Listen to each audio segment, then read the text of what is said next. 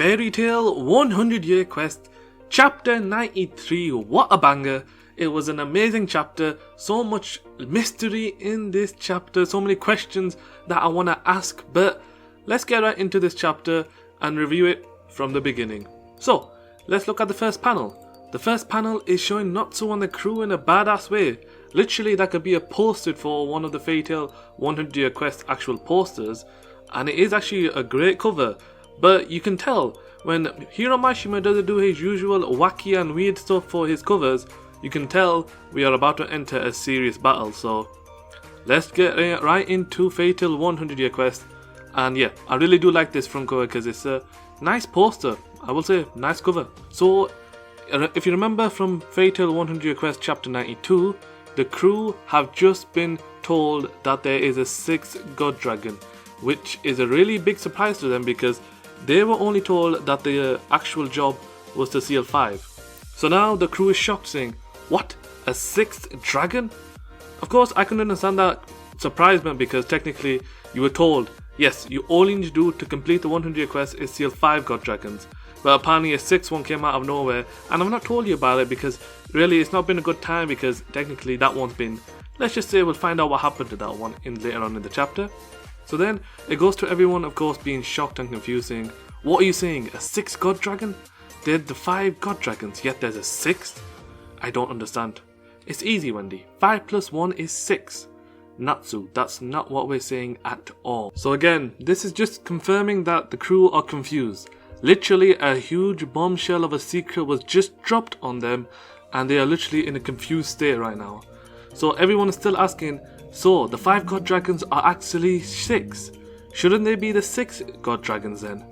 Alfiria, well, he's in sort of like this panic state where he doesn't know what to think or do because his main priority is the god dragon that is sleeping in the Great Labyrinth. So then of course the crow from the previous chapter said Alfiria-sama. And then in the next panel, Alfiria gets a little serious because he says, this cannot stand. I must go to the Great Labyrinth at once. So then he transforms into his dragon form. But just before he's about to fly away, the crew shout, hold on. And they say, take us with you. Diablos may be involved in this, wouldn't they? In that case, don't you need help from us? So after thinking about it for a bit, Alfiria then decided, as you can see in the next panel, they are flying across a giant countryside and Alfiria has decided to take the crew with him. So they literally are riding on top of Alfiria. And as they are just travelling towards the Great Labyrinth, Alfiria just explains the 5 dragon gods were originally 6. Indeed, the 6 dragon gods. But then one of them died, thus they became the 5 dragon gods. It died? Happy said. Didn't you say it was sleeping, Charlotte? Which confirmed. So then in the next panel, Alfiria says, by which I meant it remains. So Grey then asks, so this Great Labyrinth, is a 6 god dragon's tomb or something? Which everyone still asks, like, is there some kind of problem with the tomb being invaded? And Lucy just says, well, that usually is a problem, you know. And then Alfiria goes on to say some interesting points. He says the 6th god dragon Dogramag, so that's the 6th god dragon's name, you could say he was the weakest of the 6 god dragons. But then he was only weak compared to the other 5. Compared to the number of dragons, he was still a powerful threat. So this was actually big information as well. Apparently 100 years ago, Alfiria successfully defeated Dogramag, which the crew are a little bit surprised about because they're saying, you actually defeated him. That's incredible, old guy. And then in the next panel, he says, however, in exchange for that, he devoured my heart. A little weird considering that he is still alive and technically you need a heart to live. And then everyone's a little shocked again, saying, your heart? But that's... And then Natsu just, let's just say it hit him. It said, whilst he was saying, that's incredible, old guy, it just started to hit on him on what Alfiria just said, and he just, well, let's just say he reacted in a normal way. He said, don't people die from that? Wait, are you even alive? And then Alfiria confirmed it was actually a side effect of the dragonization. So he goes on to say that if a human uses dragon slaying magic, their body becomes that of a dragon in the end. Once that happens, it transforms not just outward appearance but their organs as well. Which Grey goes on to say that, don't tell me, you grew another heart. That's just gross. No, not quite, Alfiria said. He said, my body became one that needs no heart. A little bit okay, but okay, interesting. So then, not so well, you can tell he's a little bit surprised at this, says, "That's incredible, old guy." And Lucy knocks him back saying, No, it's weird. And then Lucy actually says something which is a little bit interesting as well. She said, "I've read about this before. The heart is what circulates blood throughout the body. Without it, a creature can't survive." So then Elsphyria says in the next panel, "Strictly speaking, an organ was created to replace my heart. It was thanks to this I was survived this long." Dragons' bodies are incredible. It's so mysterious, isn't it? I'm still not satisfied with that. So the crew are just slowly accepting that what Elsphyria said, fine, he does have a heart, but somehow he's still alive, so you just gotta take his word for it. But then Elsphyria goes a little bit serious. He says, "However, the real terror came after Dogramag died," which is a little bit shocking because everyone's a little shocked. Then he goes on to explain, "From his corpse, magic power overflowed and took root within the land. It produced a massive underground labyrinth.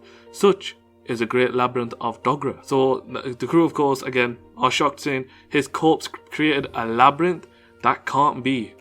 And Elsphyria definitely said, "I'm sure that was his true power. Even in death, he continues to radiate with power worthy of the name Dragon God." So a dragon god that is dead has created this giant labyrinth after he died, and technically power is still radiating from his body. Yeah, Hiramashima, you did really have to do us badly on this one. You've literally... I was expecting a straight run. You've literally took me on a curve back and forth. I can't keep up with this. It's too much for me. It is actually too much. And then Elsphyria goes on to say, "The labyrinth has been scoured by many an adventurer and wizards.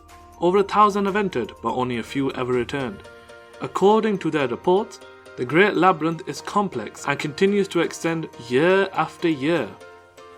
Interesting, considering the guy's dead, and the fact that the dragon god is literally a corpse, but for some reason power is coming out of his body still, and he's creating a giant labyrinth year after year. Yeah, hopefully we'll get some sort of explanation for that. And then in the next panel, what happens is, it was 100 years ago that the labyrinth entrance was sealed because it was so dangerous. So the crew are saying, "Hold on, does that mean that the Great Labyrinth is still extending right now?" Which Elsphyria says, "I do not know, but I do know that the source, Dogramag, is dead." So then Elsphyria goes to say, "We had no choice but to seal the entrance." So then Lucia says, "Say, you don't think his body regenerated over the last 100 years, do you?" Which Elsphyria says, "I do not know that either. Even after his death, I don't know why he made that labyrinth." So then Elsa says, "What's the problem with Diablos going there?" And Elsphyria says, "They want to consume the dragon and gain his power?" Which makes sense because they are dragon eaters, so if they eat the dragon god, they will gain his power. So then the crew are a little bit shocked because they're saying they're going to eat a dead dragon. Weren't they going to eat them alive? I don't think that's the problem, Lucy says. And then Wendy says, "A corpse from 100 years ago, but he may just be bones by now." But Elsphyria says, "There are many things I don't know about the Earth Dragon God." So we can confirm his element is actually Earth, and Elsphyria goes on to say, "However, it's clear that it's a power that goes on after death. I shudder to imagine this power in the hands of humans." And then Elsphyria says, "But the thing that terrifies me the most is my own heart." Mysterious yet again in this chapter. And then in the next panel, the crew are a little bit confused. They said, "Didn't it get eaten?" But Elsphyria says, "It remains inside the labyrinth." Which everyone says, "What?" And then Elsphyria says, "Dogramag could not digest it. Perhaps it was covered with some kind of spell." And then Elsphyria says, "Or perhaps it regenerated from the power of Dogramag's labyrinth, but I can feel it, the beating of my old heart." Which, a little crazy, considering this giant labyrinth created by a dead god dragon, and yet there's still a beating heart of another dragon. Weird. And then Elsphyria says, "But there's no such thing as that, is there? Naturally, I'd be lying if I said I had no attachment to a part of my body. If it no longer exists, then so be it. However, if by any chance my heart does still exist, then the power of the Lord Dragon will extend to Diablos," which is not good because another dragon, which is very powerful, that could defeat another god dragon power, yeah, it's not going to be good to have that in bad guy's hands. So then Charlotte says, Lord Dragon. And then Elsphyria says, it is the element of my Dragon Slayer magic. If Natsu's in flame and Wendy's is sky, then I am law. He says, it is the power of knowledge to obtain all information in the magic world. Amazing. Would it be the same power as the former council chairman? That scumbag from Ishgar. He didn't come anywhere close to my power. And so that's a little bit of a reference to all Fairy Tail series. And then Elsphyria goes on to say that even he could acquire information on Face. If one uses the power of my heart, they would uncover the negative legacy of the magic world alongside Aetherion and Face. So the crew are shocked because they are now learning more secrets whilst they are travelling to the Great Labyrinth, and they are seeing there's another government weapon besides Aetherion and Face. It was originally a weapon for the self-defense of persecuted wizard. And Lucy asks, what kind of weapon was it? And Elsphyria says, I cannot tell you. It is a negative legacy I spoke of, something that humans of this era should not know. So then everyone, of course, agrees and says, very well, understood. At any rate, Diablos is getting their hands on your heart would be bad. It's about time we settle the score with them. So they don't really question it too much, they just take it in. But it's interesting to know there's a negative legacy, which again opens more doors to more questions I need to ask, so interesting. So then in the next panel, Natsu says, you can count on us, I'm all fired up, which Elsphyria gives off a normal smile, which is good to see from him because he's in a panic state. Then of course the crow says, everyone, we're now approaching the Great Labyrinth. And then they see the Great Labyrinth, so everyone says, so that's the Great Labyrinth. But then Elsa says, wait, there's someone there. And on the ground, lo and behold, it's Gajiel, Laxus and Lily. Very, very weird. So Gajiel and Laxus say, you guys, and the dragon? Elsphyria asks, acquaintances of yours? They're members of our guilds, everyone says. And then Elsphyria thinks, they're sent. They're dragon slayers? And then in the next panel, everyone says, what are you two doing here? And Gajiel and Laxus says, why are you here? We got here before we even noticed. And then everyone's just talking like saying, what's going on here? Your guess is as good as mine. Does this mean you were blown away by something? Who the hell did this? I'm gonna string them up and skewer them. And then something shocking happened. Everyone suddenly gets scared. Elsphyria gets scared. The crew gets scared. And there's something on top of a mountain. And in the next panel, it is Selene. She has arrived at the Great Labyrinth. Another bloody... Literally, you can tell how many balls of mystery we're getting because we're just getting tossed another one and another one and another one in this chapter. Legit, it's just too many balls of mystery. And then in the next panel, Elsphyria says, Selene, the moon god dragon? The intruders weren't Diablos? Then Natsu shouts, Selene, which Selene gives off a little bit of a smirk. And then she actually says, it's been a while, Elsphyria. You're starting to settle into the appearance of a dragon. And Elsphyria asks, why are you here? And Selene says, this is the tomb of my good friend Dogramite. And she says in the next panel, which is the final panel, she says, now the preparations are complete. And then Happy and the crow notice the sky is suddenly gone dark. And then Selene says with a sinister look on her face, ladies and gentlemen of Fairy Tail, let the game begin.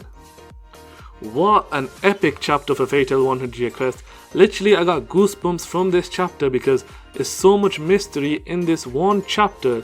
Literally, I have so many questions I want to ask, so many things I want to discuss, but I don't want to make this video too long for you guys. So I hope you guys enjoyed this video. If you did, make sure to drop a like, leave a comment, and I will say this chapter, it's got so many mystery, and you can tell this is going to be an epic fight between Selene and the Fairy Tail Guild. So hopefully we'll get an epic battle and we'll uncover more secrets about the dragon gods, about Elsphyria, and about everything. So yeah, I hope you guys enjoyed this video. Take care and peace.